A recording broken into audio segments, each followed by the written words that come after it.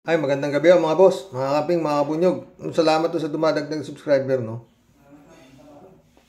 Nagka-interest lang ako rito eh. Duterte SMNI show suspended endgames, no? Vlog po ni Idol Richard Hidarian. Ang guest niya ho rito si Ronald Llamas. Si Ronald Llamas dating kasama ho ito ni Pinoy. Magaling ho kung saan-saan ho itong podcast nando dun eh. Kung hindi kay Richard Hidarian, nandun siya kay Christian Siguera. Marami hong umiimbita sa kanya dahil napakaganda ho talaga ng napakagaling ho. Pakinggan mo natin ha. Pre-year ender analysis natin kasama dyan yung suspenda ng MTRCB na One day ago lang ho ito at meron hong 20,000 views. Ang show ni Tatay Digong. Sir Ronald, in your long experience in politics, this is the first time that an ex-president has been suspended for anything. I mean, ibang klase talaga ito. What's happening?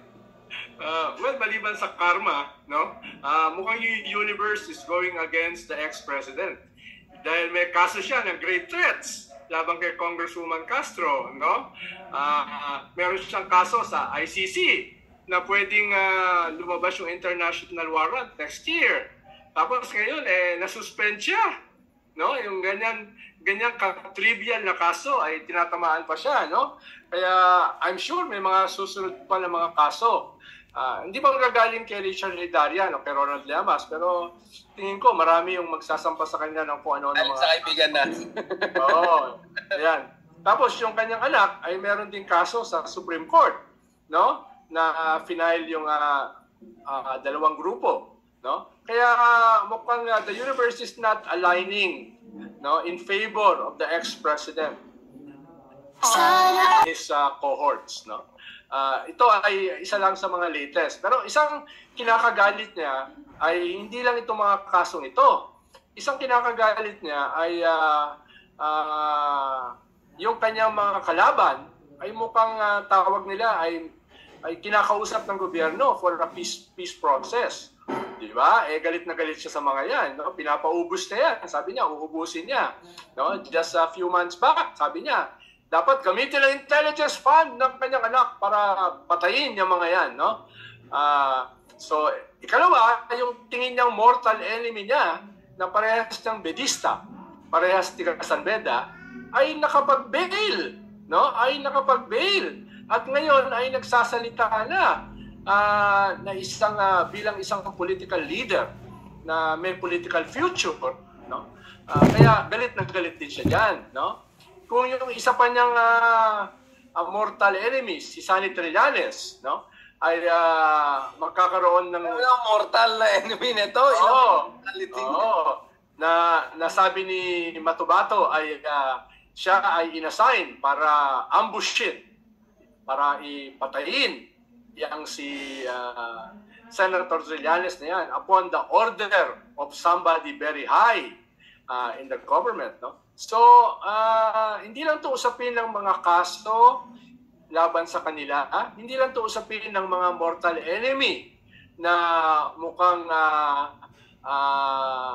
hindi lamang napapalaya, kung hindi nabibigyan ng mga political platform in the present administration. Kung hindi... Yung ibang mga dito natalakay na huri natin mga boss yung pinakamalaking threat sa kanila is more existential. Dahil kung matuloy yung ICC, kung matutuloy, no? Yung plano nila to be the new opposition ay baka mahirapan. Lalo na kung lahat sila ay kukunin. Pero I doubt kung lahat ay pipick upin ng ICC, even kung lumabas na international warrant. Usually kasi yung ICC, nagpo-focus lang sila sa counting tao para mas strengthen yung case nila. Bigat talaga ni Digong, wala siyang warrant dito sa Pilipinas. International pa nakakuha ng warrant. Ibang klase presidente si Digong, di ba? Ayaw niya ng local na warrant, gusto niya international warrant. Tuloy. Halimbawa, Milosevic. hindi mo naman huhulihin lahat ng generals ni Milosevic Yes. na High value target. genocide, di ba? You get 2 or 3 ringleaders, no? Kaya potential na ganun din ang mangyari dito sa EJK cases sa Pilipinas, yung Davao Death Squad. Ang usapin, sino yung ringleaders na yan? Sino ang isasama, sino ang hindi isasama? Kaya dapat tignan natin. Basta ang sigurado lang dyan, mga boss, si Kimo, tsak masasama yan. Maski na hindi nyo isama yan. Magpipilit yan sumama dahil, yun nga, Batang Digong siya, di ba? Sinabi naman niya yan, di ba? Sabi ni Kimo, sasama siya pagka kukunin si Digong. Tuloy. Tsaka si Bato. Natin itong usapin ng SMNI in relation to other events, no? To other events. Yun yung gusto ko lang ipakita. Yung kabuuan, yung universe, no? Na hindi naman plotting. Dahil yung universe naman hindi naman plotter, no? The universe going against the Dutertes, no? More like the walls are closing in. I think more Yan, like yan, no? Tapos na kasi yung writing on the wall, no? Medyo palitan na natin yung metaphor. Matagal na yung writing. Ngayon, wall itself is Yung wall na yung gumuguho sa kanila, no? Gumuguho na yung wall, May mga lumilitaw na words. Next thing.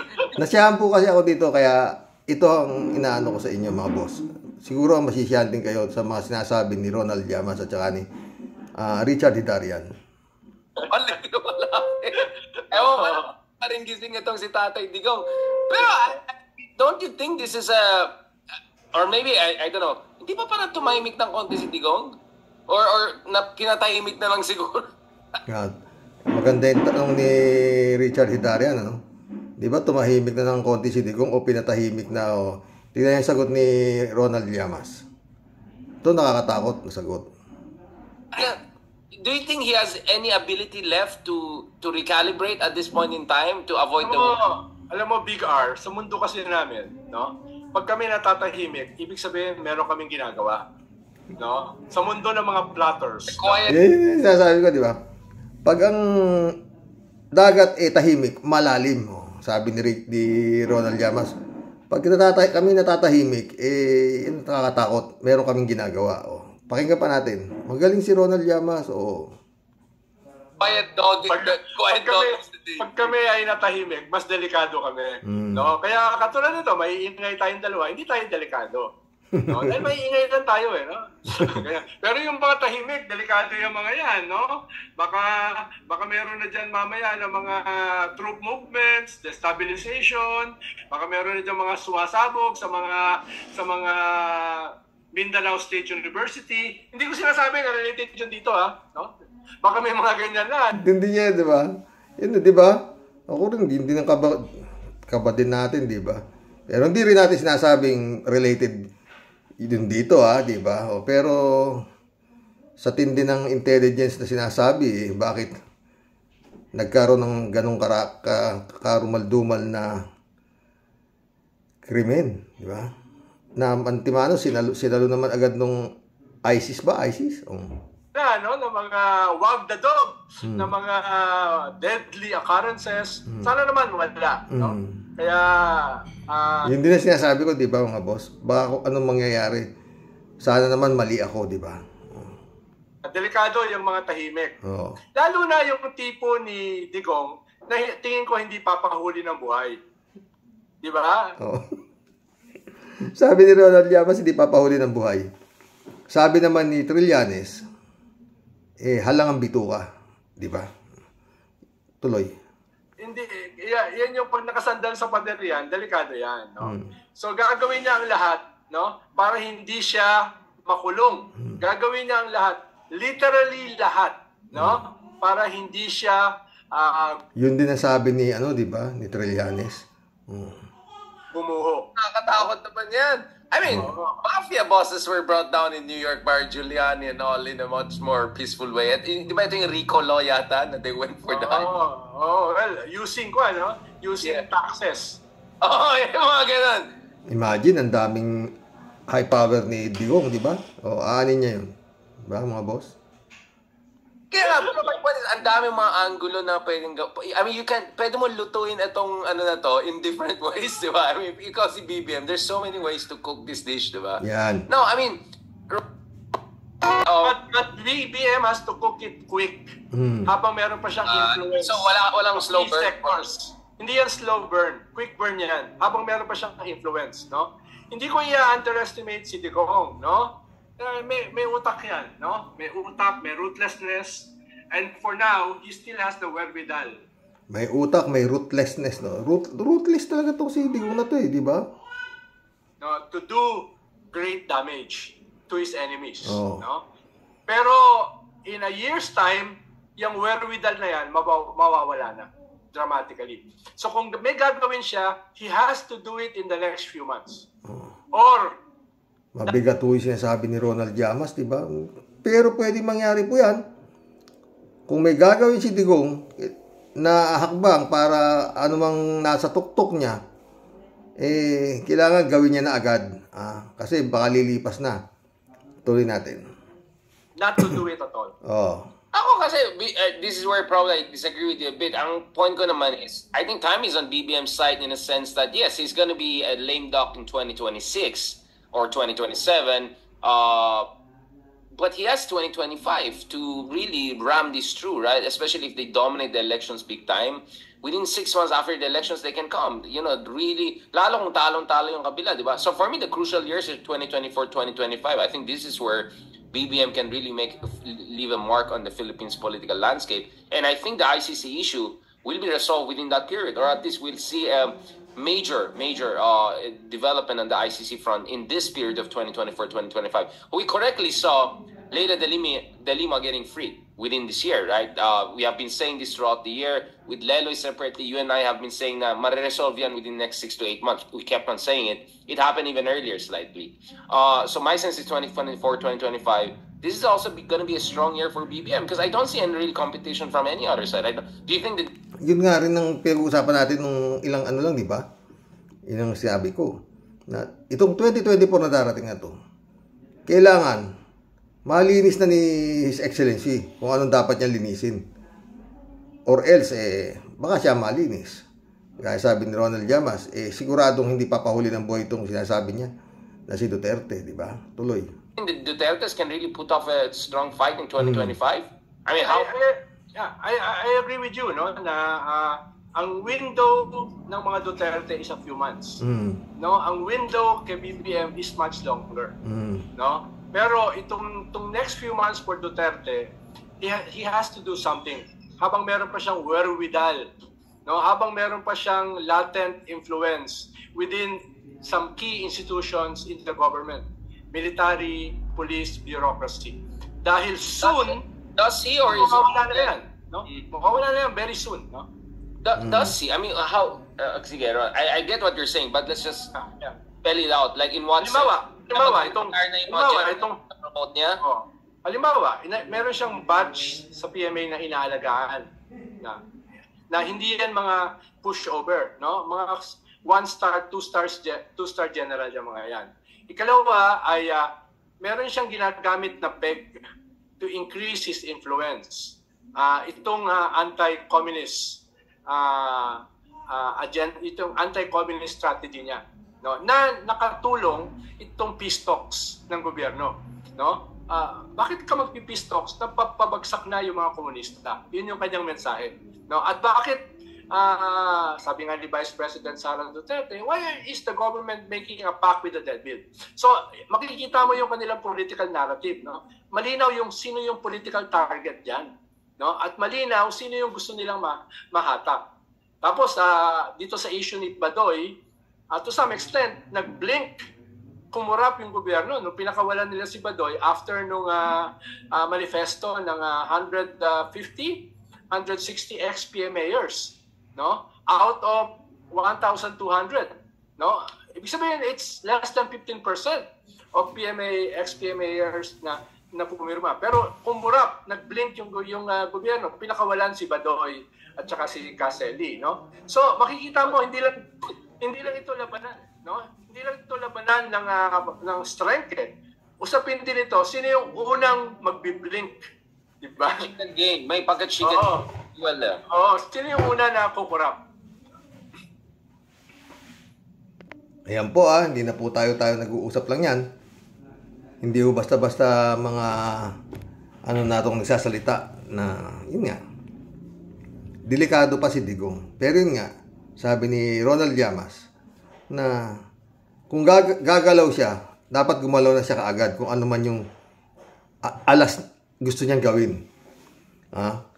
Dahil, siyempre, kung wala, wag na siyang gumalaw kung hindi siya gagalaw, sabi ni Ronald Llamas. Pero yun nga, expected natin yan, na hindi raw papahuli ng buhay. Di ba? Ito pa yung isang topic natin, no? Yung ano itong sinasabi ng COMELEC na reforma, sabi niya, sa eleksyon. Si Atty. Enzo ito tsaka si George Garcia ang kanyang topic. Ano rin dito, makimarites tayo dito. Ang gusto ng Pilipino makita talaga, makumbinsi talaga tayo na yung boto natin ay nabibilang. Yung mga makina-makina, hindi natin nakikita ang pagbilang niyan. Di ba? Sa Pilipinas pa na madadaya. Yan yung totoo. Kaya ang tanong, reforma nga ba sa eleksyon ang sinasabi ng COMELEC? Terms of reference na nilabas namin para sa 2025 na gusto naming makina, ang gusto po namin upgradable, yung pwedeng ma-upgrade, yung specification na nilagay namin, yung mga features na nilagay namin ay hopefully mas makasigurado ng greater transparency and accountability para sa ating hala. Alam mo to si George Garcia, mga boss. Magaling tong salesman, pero yun nga lang, pagkagaya nila Atty. Enzo Recto, hindi ito lulusot Ito lang. Sige, tuloy mo. Hindi reforma yan. Hindi reforma yan. Bagong makina, bagong building, bagong mga specs. Yan ang sinasabi ng COMELEC na reforma. Reforma ba yan? Ang gusto ng Pilipino makita talaga, makumbinsi talaga tayo na yung boto natin ay nabibilang. Yung mga makina-makina, hindi natin nakikita ang pagbilang niyan. Di ba? Sa Pilipinas pa na madadaya. Yan yung totoo. Kaya ang tanong, reforma nga ba sa eleksyon ang sinasabi ng COMELEC? Terms of reference na nilabas namin para sa 2025 na gusto naming makina, ang gusto po namin upgradable, yung pwedeng ma-upgrade, yung specification na nilagay namin, yung mga features na nilagay namin ay hopefully mas makasigurado ng greater transparency and nasigurado na naman para makasigurado. Nasigurado nyo na nga nung nakaraang eleksyon, di ba? Oo. Ay nako mga boss. Kaya yan pag hanggang itong makina na naman nato, ang gagamitin na naman ibang makina, sabi natin, wala na raw Smartmatic hindi na raw dinisqualify na raw, di ba? Makina rin di ba? Iba lang yung manual counting, nakagaya na nung dati. Ito, makina na naman ang gagamitin. Makina nga lang namang hindi kayang maniobrahin na naman yan. Yun ang sinasabi ni Atty. Enzo. Yun din na parating sinasabi. Magbalik na sa manual counting. Yun din naman ang gusto dati nila Bongbong Marcos, di ba? Nung sigaw sila ng sigaw na dinaya sila ng Smartmatic. Bakit ngayon? Natapos sa eleksyon, wala kang nagsasabing dinaya sila ng Smartmatic. Makina na naman di ba? Bakit hindi ka matatakot doon sa makina, mga boss? Nyo nga di ba noon sabi, dinaya sila ng Smartmatic, di ba? Bakit sila sigaw si Amy Marcos noon maging manual counting na lang, ganun ito, ayaw na nila sa Smartmatic, so marami sila sinabi. Dahil nadaya nga raw si His Excellency, di ba? Pero, pumayag silang yun din ang gamitin. In the sense na, sila ang administrasyon. Di ba? Sila ang administrasyon. Pwede nilang gawin lahat na ayaw namin yung Smartmatic na yan, nadaya kami dyan. Pero ginamit nila. Di ba? Nandyan lahat nagsasabi, dinaya sila ni Lenny, dinaya sila, To si Glenn Chong. Sino-sino? Pero yun pa rin ang ginamit nila. Di ba? Simple lang eh. Pwede nilang hawak nila administrasyon sila, di ba? Hindi. Ayaw namin yan. Dadaya kami dyan. Palitan yan. O kaya basta, mag-manual counting na tayo. Pero yun na sinisigaw nila na. Pero sila BP Lenny, wala silang imik, di ba? Noong mga panahon na yun, wala silang imik. Sila itong administrasyon, ang salita ng salita, di ba? Dumating pa come to the point na si Digong lumabas pa nga. Ba? Gusto ko, bago ako bumaba, makita ko na malinis na eleksyon. Subukan ninyong mandaya. Padala ko kayo sa pulis. Di ba? Tapos ngayon, makina na naman. Tapos, yun na naman ang banat ni George Garcia na. Ganda magsalita no? Talagang, pag mahina ka, talagang maano ka bibili ka no? Bibili ka ng kanyang tinda. Di ba? Pag yan, makina na naman, wala ho. Sana mali ako. Pero malabo. Malabo pa po. Kagaya si Atty. Enzo. Kita mo? Sabi ni Atty. Enzo, di ba? Nung parati pa rin sasabi. Malabo pa po sa tinta ng pusit. Nalulusot ang matinong kandidato. Mag-collab na po tayo. Jeff Ramos, shout out. Magandang gabi po tayo, sabi niya. Elizabeth Iscare, shout out Good evening, Xerox. Wala tayong magagawa sa mga Duterte clan na yan. At simula pa lang mula ng maging taga-lingkod siya ng pamahalaan, puro confidential pa na sila. At ginaya din ito ng mga anak niya. Uso sa kanila yan kasi nga legal na pagnanakaw yung ginagawa nila. Di ba, Xerox? Honorable pa, di ba? Elizabeth Iscare ulit Xerox, dapat lang talaga na mag-isip na itong si BBM sa mga nangyayari ngayon sa ating bansa. Lalo na nagkakaroon na ng parang hidwaan sa mga Duterte at Marcos. Lalo pa itong pinsan ng presidente na si Romualdez. Di ito takot sa mga Duterte. Yan ang tingin ko, Xerox. Totoo yan. Tatakot siya ulihan. Elizabeth Iscare ulit Ito namang si Harry Roque na bakla, na maepal. Ano yung pinagsasabi nito? Na gusto nitong magkudita ang mga sundalo? Gago pala ang taong ito Madada na parang nananakot pa. Ang mga Duterte ang umabuso sa ating bansa at marami siyang pinapatay at kinurakot. Kakahiya ka, Roque, na bakla. Xerox, may tama na din ito sa utak. At dapat na itong ikulong sa mental hospital. Kakasuka, galit ka na naman, Elizabeth. Pero dapat subalit meron kang punto, Elizabeth Iscare ulit Xerox, nakakasira talaga ng araw itong baklang ito. Ano ba papel nito? Siguro malaking binayad dito sa abugago na ito. Kaya kung ipagtanggol niya ito, totoo talaga kapag pera na ang usapan. Yung mali nagiging tama at yung tama nagiging mali. Ibinenta na nito ang pagkataon nitong Roque sa demonyo. Ganun ba yun?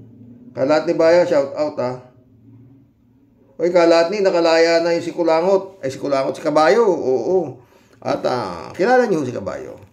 Yun daw yung si pandemic hero na namimigay ng bigas noong panahon ng pandemya, no? At nakawala na. Siya ang nagsasabing siya ay kapatid ni Marcos.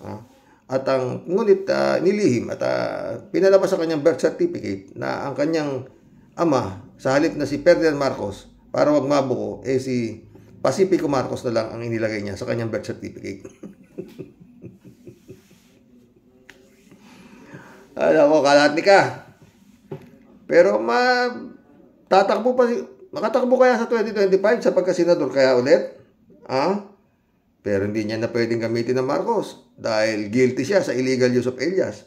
Kaya siya si Francis Caballo. Basta kabayo, mabilis, sabi niya.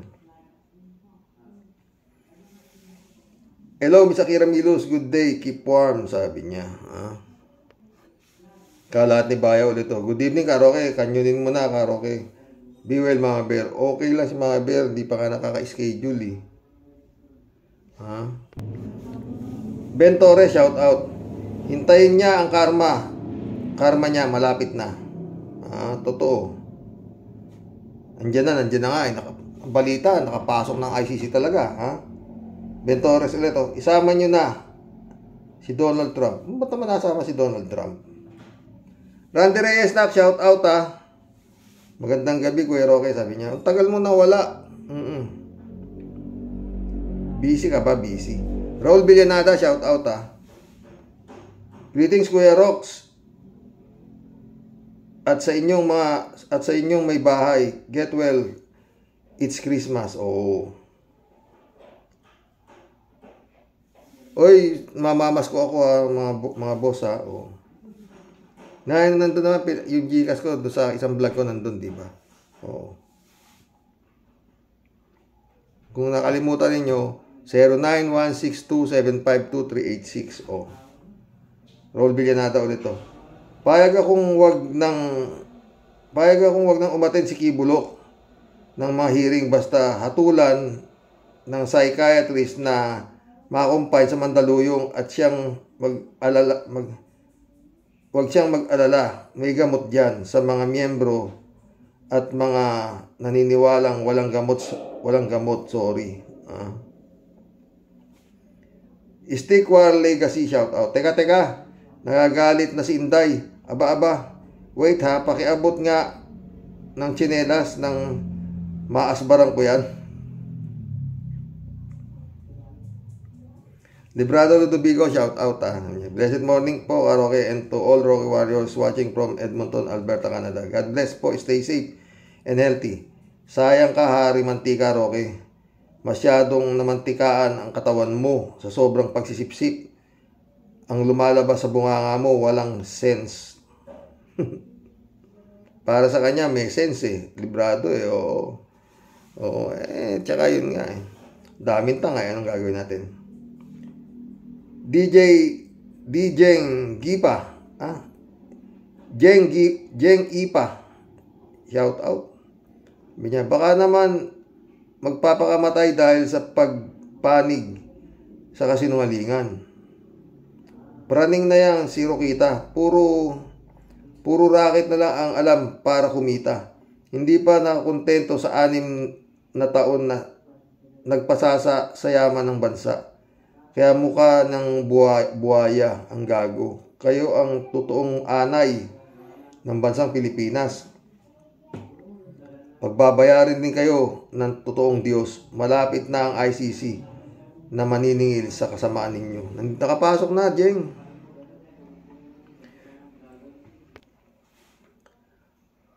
Raul Sino, welcome to the club Numero 1 ang abusado ang puon ni Roqueta.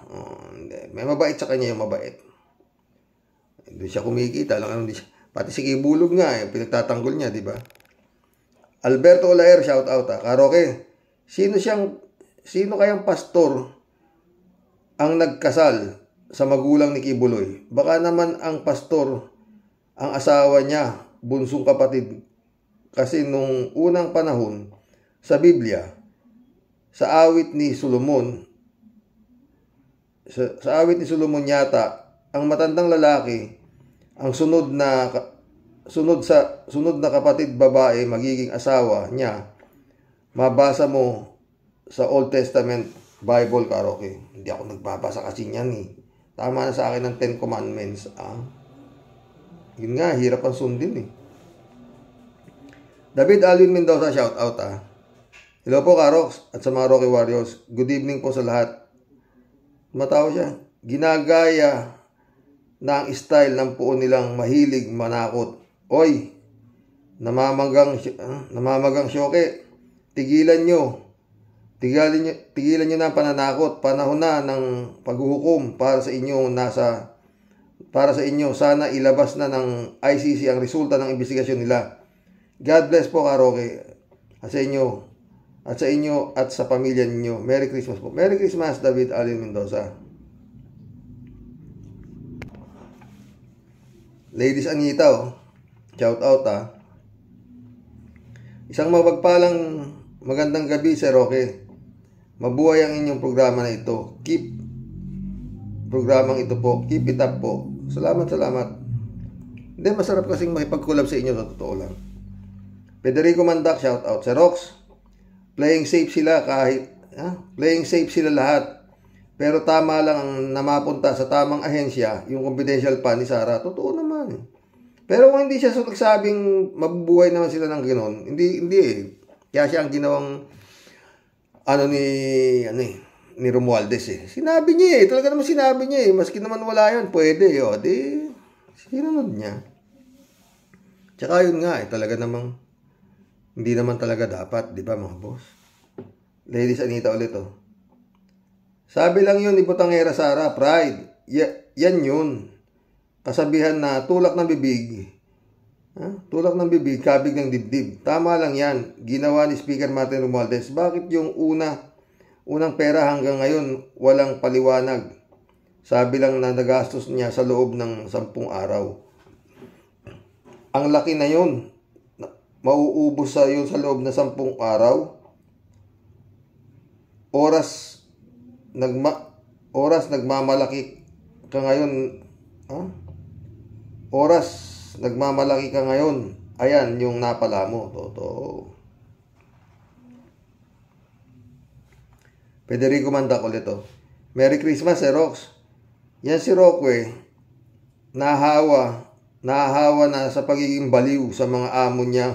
gaya na rin siya na nananakot at ginagamit ang militar. Hindi naman siguro ganon ang militar. Naniniwala pa rin ako na ang katapatan nila sa taong bayan pa rin dahil may takot pa rin sila sa Diyos. Totoo yan, Federico Mandak. Alam namang utusan nila na mag-kudita yun, wala namang suporta, di ba, sa taong bayan, wala. Di rin titindig. Ladies Anita ulit, malaki na ang tama at luwag ng utak ni Piluka at chupapling mantika Babsi Rokwekwe. Ipasok na dapat sa mental hospital. Wag nating paniwalaan ubod na kasinungalingan niya si Piluka at si Butiking Pasay Panelo. Tawanan na lang sila para wag tayong mahawa sa pagkasira na ang ulo nila. Talunan na kasi sila. Quit nyo. Marilo Pabianak, shout out sabi niya. Good evening po tay at sa mga Karoke Warriors. Merry Christmas po sa ating lahat. 21k subscriber, shout out po Tia Deli, Lola Basyang. Ang dami ko pong tawa sa comments niyo.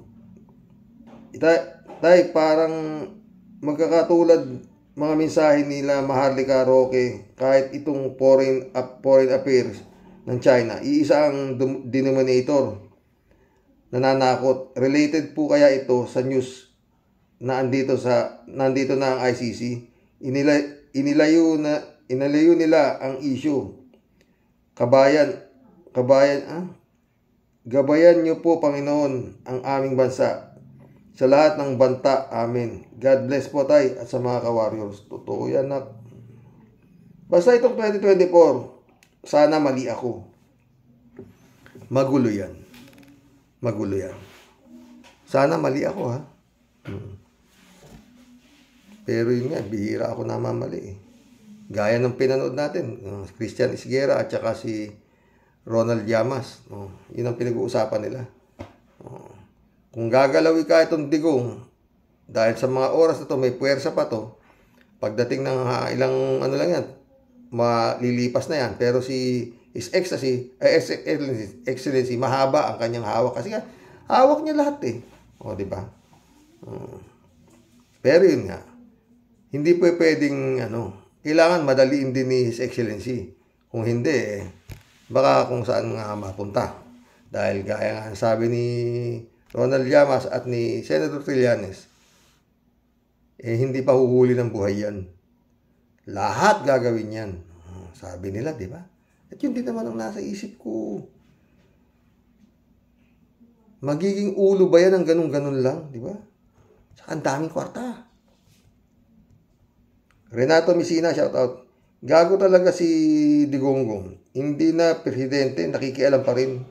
Gusto niya na madaming makakulimbat sa pera ng bayan, nagaya niya mula sa confidential fund si Sara Ganid sa pera pwesto sa gobyerno. Bukas, yun ang topic natin si Sara. Oo. Si Sara at saka si Commissioner Rowena Guanzon. Oo. Maganda. Dito rin tayo. Kwentuhan tayo ng kwentuhan, di ba? Johnny Bigot, shout out. Gandang gabi ka, Rocky. Langya itong si Rocky, fake news na naman. Anong sinasabi niyang magagalit ang mga sundalo para inang bayan? Baka dahil kay Duterte. Kaya nga, wala sa katinuan na talaga eh. Iisang nila no? Tell me who your friends are, I'll tell you who you are. Ganun talaga. Same feather, flocks together. Rodolfo de la Cruz, shout out. Sir Rox, tatanong mo pa ba yan kung sino ang may tama? Kung ako tanungin, parehong may tama yan. Totoo. Yan, ibigod ulit, Dapat palitan na ang pangalan ni Rodrigo Duterte. Rudes, Rigo, Dirty. Kasi bastos na madumi pa. Rodolfo de la Cruz ulit, Sila ang dalawang baliw. Si Roque Shoque at Digongyo. Friend Shervin Sapeda, shout out Christiansen, shout out. July 7 Alcantara, shout out sa inyo mga friend. Ay, salamat friend Salamat talaga. Laking bagay. Sabi niya, namamas kong pagbati ng mapagpalang buhay po sa ating pong lahat, mga Rocky Warriors the Great. Inyo pong impong basyang Team Tiadeli. Pasko na po, Sir Rox. Pero mukhang walang kamatayang bangayan at fans pa rin ang marites sa social media. Araw-araw na po. Wala pong katahimikan. Puro ang iinit ng mga ulo. Parang ako lang, Sir Rox. Pero ang pinag-uugatan ng kanila pong bangayan salapi, pera, kwarta at kapangyarihan. Totoo yan. Puro po sila mga dayukdok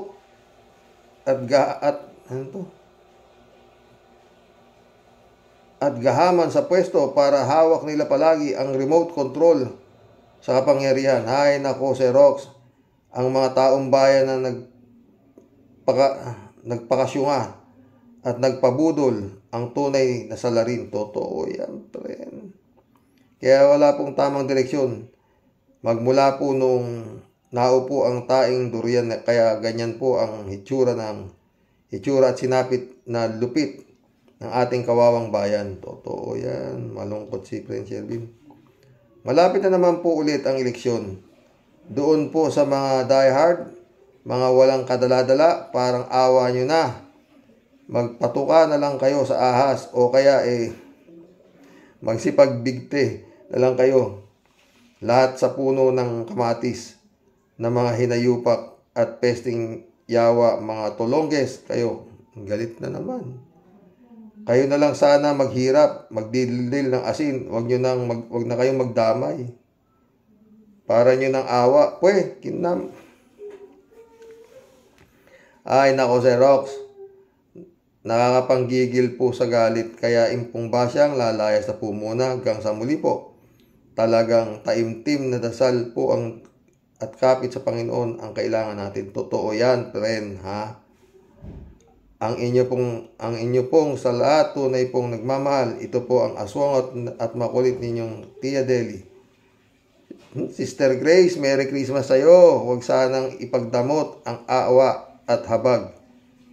At biyaya si Lord ang nagbigay. Sa isang kumpas, pwedeng mawala at maglaw na parang bula. Kung ako sa'yo, Mas pipiliin ko na ang magpakumbaba for the spirit of Christmas and the birth of Jesus. May peace be with you, sister. Hipuin ka nawa ni Lord. Alisin ang kasakiman sa iyong katauhan. To save your lost soul. To save your lost soul. Good night po, Sir Rox. Huwag pong magwawala ng pag-asa. Si Lord lagi pong nakagabay. Totoo yan, Prince Shervin. Naniniwala ako sa iyo dyan. Totoo yan. Kaya talagang ako siguro, mo stress o depressed, no? Sisiw sa akin yan. Oo, tingin lang ako sa mas may kawawa sa akin, nawawala na yun, no? Diba? Kasi kung talagang didibdibin mo, itong nangyari sa akin, friend Shervin, makakautas ka ng buhay. Totoo. Ang bigat to. Taki mo, wala kang kasalanan, lahat ng kabutihan binigay mo. Ganito ang iginanti sa'yo. Makakautas ka talaga. Pero kung malalim ang natin, pananampalataya sa Panginoon, hindi. Di ba? Totoo lang. Yung ginawa kong kabutihan sa kanila, tapos ganito ang iginanti. Yung ginawa ng asawa kong kabutihan sa pamilya niya, hindi sila pinabayaan nung panahong kakawag-kawag sila. Ganun yun, friend. Tapos ngayong tsaka yun, hindi kami namerwisyo. Totoo lang mga boss. Pero anyway, bago magpasko, ako'y gagawa pa ng isang maganda-gandang gagamitin ko yung mga dialogo ni Tia Deli, ha? Perden San Juan, shoutout. Good evening po, Karox. Mabigat yung mga pahayag ni Roque na parang nananakot sa taong bayan. Sino ba ang mga pumipigil ng demokrasya dito sa Pilipinas? Dapat tugunan ni PBBM yung mga pahayag ni Roque. Totoo, dapat maisip nyo mga nasa militar ang kinabukasan ng ating mga anak at ating salinlahi. Dapat manindigan sa tama, dito magsisimula ang pagbabago at pag-unlad ng bansang Pilipinas. Ang pagmamahal sa bayan at mamamayang Pilipino, hindi sa pansariling kagustuhan at ambisyon. Dasal, patnubayan po tayong lahat ng mahal na Panginoon Diyos. Totoo yan, friend, ha? Rolly, Cash Site, welcome to the club. Sabi niya, pinakamalaking pondo ni Sara ang DepEd ngayon 2024, 198 billion? Totoo ba to? 198 billion? Panis ang kompi, tiba-tiba si Sara sa budget. Kaso galingan niya lang maglista kung saan niya ilalaan. Mayayari na naman siya pag parang bula na mawala yung 198 billion na budget ng DepEd. Pucha, malaki. Guramosa Sarabotska, shout out, ha. Brother Relia Sisyo, shout out, ha. Jun Lago Nak, friend, shout out. Sabi ni Shirley Jaser, Karox, bakit po ba si Roque pag nagsasalita parang lutang? Totoo, wala yata sa sarili, kakatanggol sa kanyang among Satan. Kung ano-ano na lang ang pinagsasabi, iniisip lang siguro niya yung milyon-milyong pabuya sa kanya ng kanyang boss. Totoo. Wala nga sa sarili, di ba? Parang nakabatak di ba? Aris, shout out Aris. Ang inang bayan ni Harry Roque ay ang China at doon din nagpapakamatay ang kasundaluhan ni Duterteng iilan. Totoo. Aris ulit, suspendido daw ng NTC ang buong SMNI at 30 days. At para ma-revoke daw ito ay ipagsigawan natin sa lahat na dapat ibasura ang SMNI at mga senador na sumusuporta dito. Dapat. Kaya ipagsigawan natin na ibasura ang SMNI na yan. Ibasura si Kibuloy. Ibasura ang lahat na tumatangkilik sa SMNI. Sa komunistang China, Kibuloy at Duterte para sa katahimikan ng ating bayang Pilipinas. Mabuhay po tayong lahat. puwera ang mga nasa basurahan. Totoo yan, Aris. Pero talagang dapat si His Excellency, gumalaw. Ha? Aris ulit, Karoke, wag mong patingnan, Karoke, wag mo nang patingnan ng utak ni Kibulok sa psychiatrist dahil walang makikitang utak. Baliw nga eh.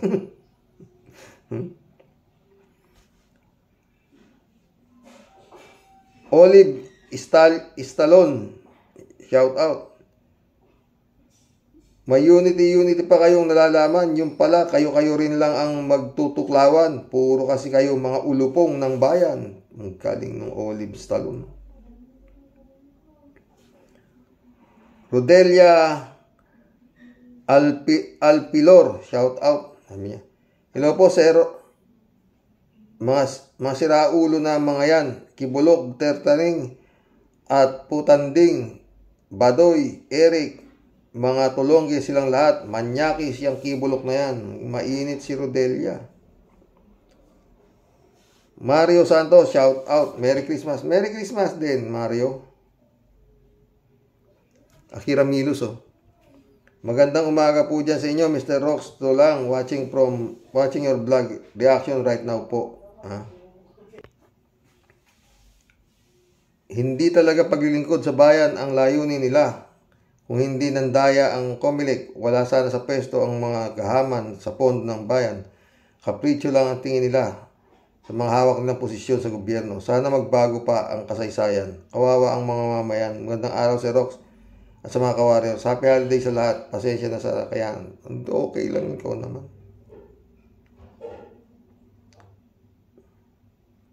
Happy holidays po ulit, Tia Deli, S. Makise, Akira Milus, Marilo Pabian, Reynaldo Gonzales, at sa iyo, Sir Rox, at sa lahat ng ka-warriors. Mega loud shout out. Merry Christmas. Merry Christmas, Alolalia. Sumagot si Marilo Pabian, Salamat, Sir Alolalia. God bless your family. Happy holidays too, sabi ni Akira Milus.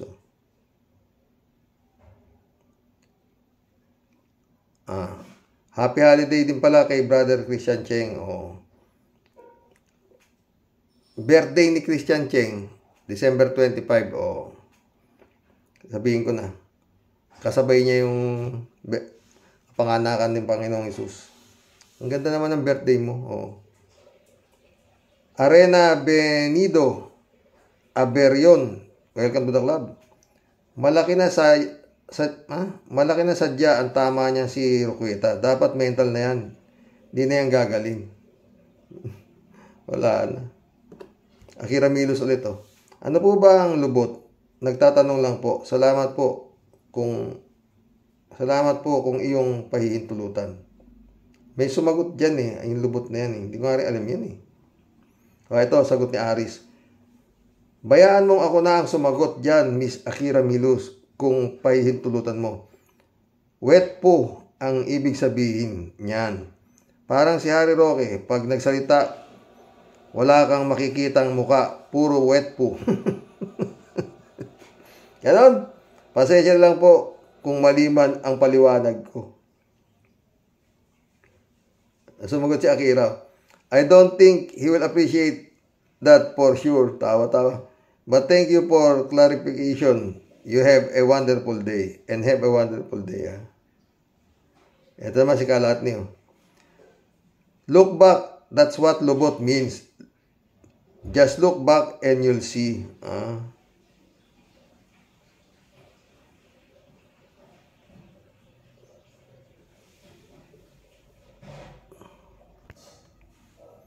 Done watching po, sabi ni Akira. Isang napakaagang umaga.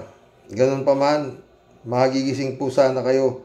Magising po sana kayo ng may sustansya sa buhay at laging nakahanda. Anuman pong pagsubok ay ating makakayanan dahil ang Diyos ay laging nakasubaybay sa ating sa araw-araw na pamumuhay. God bless us all always, sabi niya.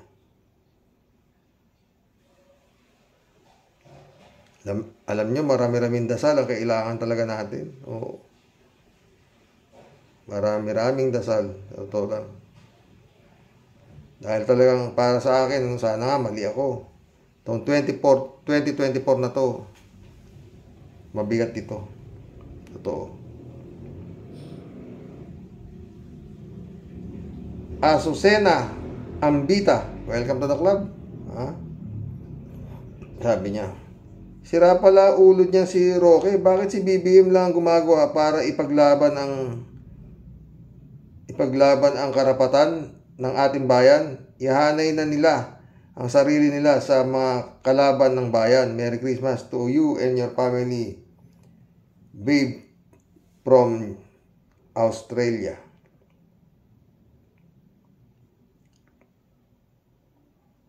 Reynaldo Gonzales, oh. Kahawig pala ni John Regala si Martin Romualdez.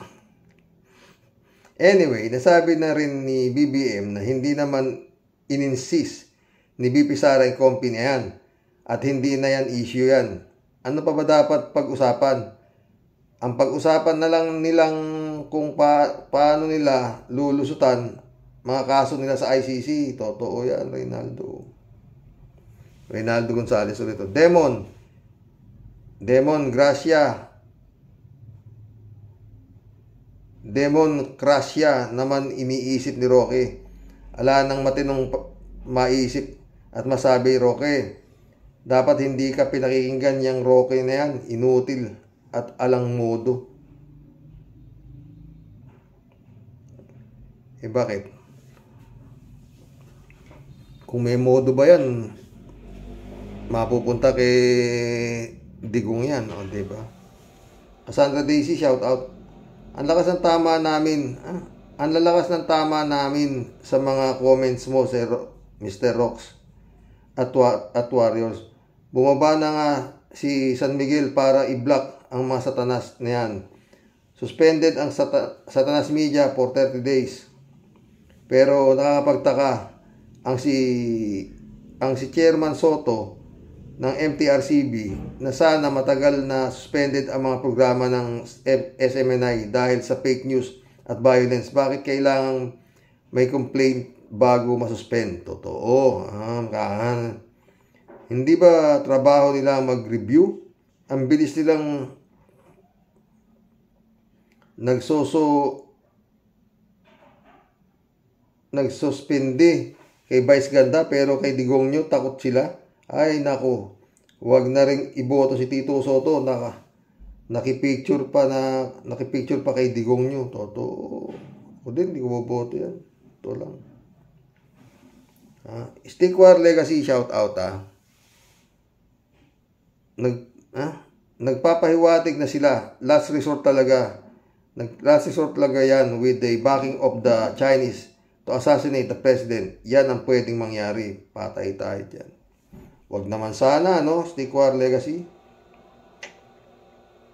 Talagang nakakakaba. Friend Amy Bingson, shout out. Dolor Garcia, Belinda Magtangob, shout out sa inyo mga friend. 3JC Hope, shout out. Kakahilo naman mga sinasakyan mo dyan sa Las Vegas. Las Vegas ba? Los Angeles. Kita ko yung sinasakyan niya, Ferris wheel.